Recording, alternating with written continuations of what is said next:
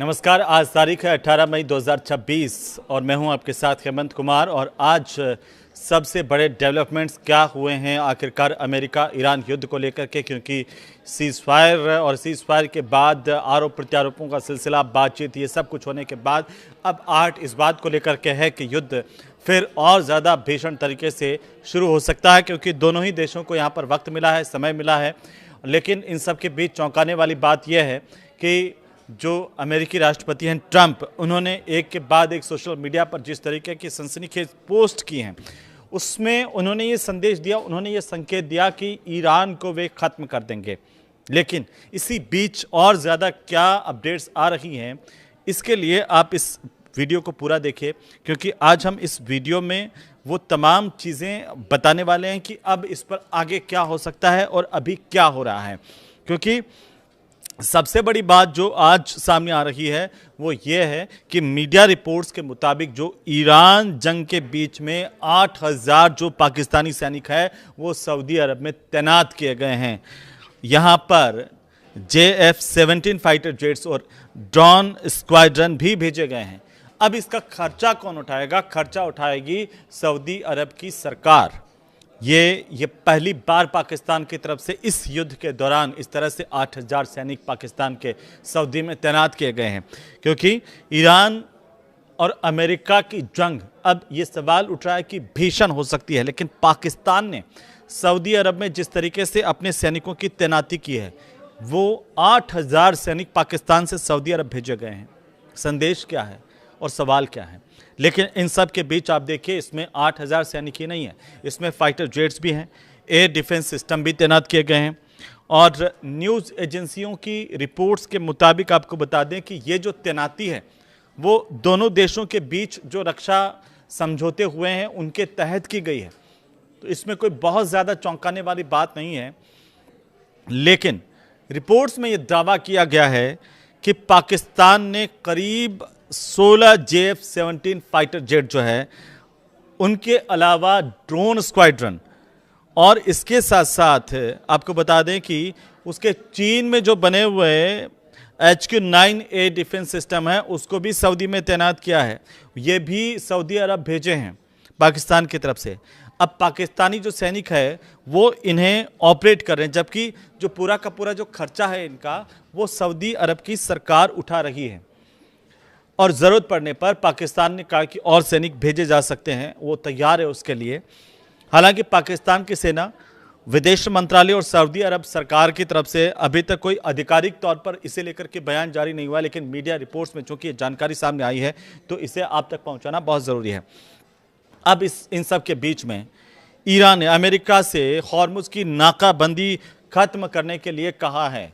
Iran ने कह दिया अमेरिका को कि हॉर्मुज की जो नाकाबंदी की हुई है उसको आप खत्म कर दीजिए, और अगर ऐसा नहीं किया गया तो ओमान सागर को अमेरिकी सेना की कब्रगाह ईरान बना देगा। ये खुले तौर पर चेतावनी अमेरिका को ईरान की तरफ से दी गई है। अब आते हैं पिछले 24 घंटों में इस अमेरिका ईरान युद्ध को लेकर के सबसे बड़ी अपडेट्स क्या आई है, क्योंकि UAE में जो एक न्यूक्लियर प्लांट है उस पर ड्रोन से हमला हुआ है, इस बात की जानकारी सामने आ रही है। जो UAE का बाराकाह परमाणु ऊर्जा संयंत्र है और उसके बाहर ड्रोन हमला हुआ। ड्रोन हमले के बाद में यहाँ पर आग लगी और शुरुआती जांच में ये शक जो है वो UAE ने जताया ईरान पर। और ये पहली बार है जब UAE के न्यूक्लियर पावर प्लांट को निशाना बनाया गया है इस युद्ध के दौरान अभी तक। और इसी बीच एक अच्छी खबर भी है। अच्छी खबर यह है कि हॉर्मुज को पार करके भारत के जो 15 LPG जहाज है वो भारत पहुंच गए हैं, जो हॉर्मुज पार करके यहाँ पर आए हैं। और आपको बता दें कि मार्शल जो आइलैंड्स के झंडे वाला LPG टैंकर हैं वो सिमी, ये 20,000 टन गैस लेकर के कांडला पोर्ट्स पर पहुंच चुके हैं। और ये जंग शुरू होने के बाद अब तक 15 जो LPG के जहाज है वो भारत पहुंच चुके हैं। भारत की तरफ से बयान क्या है? भारत ने यह कहा है कि हॉर्मुज में शिपिंग को रोकना कतई मंजूर नहीं है। इन सब चर्चाओं के बीच में, इन आशंकाओं के बीच में ये बयान बहुत महत्वपूर्ण है, क्योंकि UN में भारत के जो स्थायी प्रतिनिधि हैं परवर्तनेनी हरीश, उन्होंने कहा कि हॉर्मुज स्टेट में कमर्शियल शिपिंग को रोकना जो है वो अस्वीकार्य है भारत को, ऐसा नहीं होना चाहिए। लेकिन इन सब के बीच में ट्रंप की ओर से एक नया ऑफर भी आया है। जब हम ये बात कर रहे हैं कि ये जंग अब और ज़्यादा भीषण हो सकती है, ये वापस से शुरुआत है, कि उससे पहले ट्रंप की धमकियां, लेकिन अब ट्रंप का ऑफर सुनिए।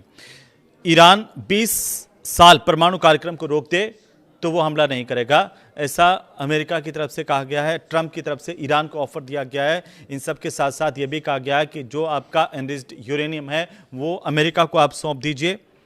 और ये पहली दफ़ा है जब स्थायी रोक के बजाय 20 साल की रोक की बात, 20 साल तक युद्ध रोके जाने की बात ट्रंप की तरफ से कही गई है, बोली गई है।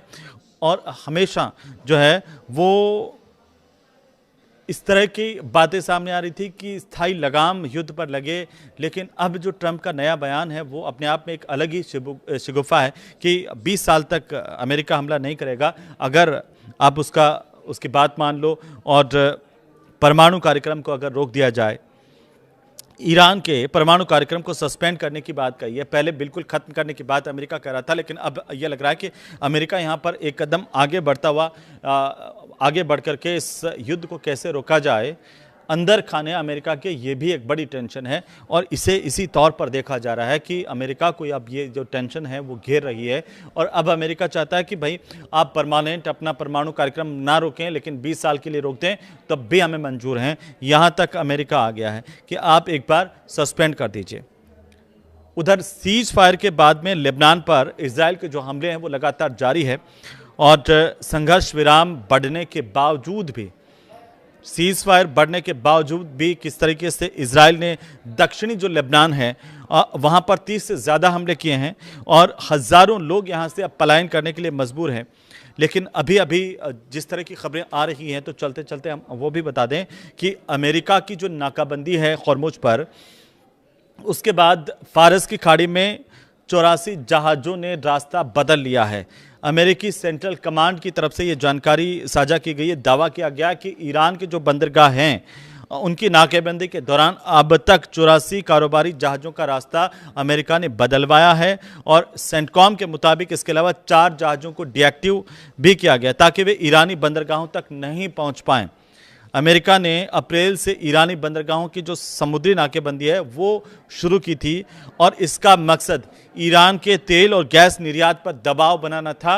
और अब इसको लेकर के जहां ईरान कह रहा है कि जब बात तभी करेंगे जब आप ये जो नाकेबंदी है इसको ख़त्म कर दें, दूसरी तरफ अमेरिका है वो नाकेबंदी को और ज़्यादा मजबूत करने की बात कर रहा है।